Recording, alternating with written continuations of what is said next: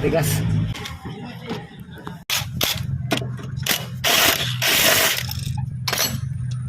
Ginamitan ko lang ng handle at saka kunlogan ito. Impact.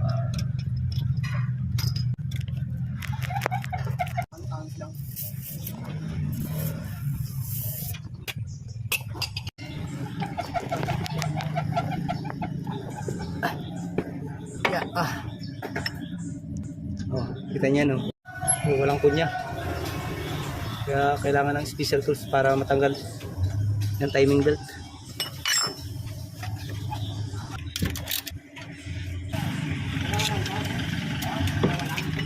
Timing belt to.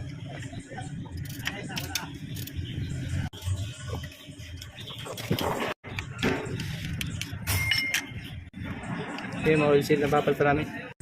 Nasabay na rin yung timing belt. Water pump. Para isang ano na lang, baklasan.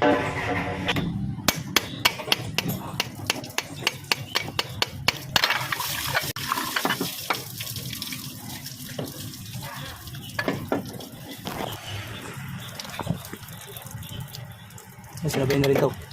Water pump. Para isang libur na lang. Kapag nagkaroon ng tagas yan, babaklas ulit.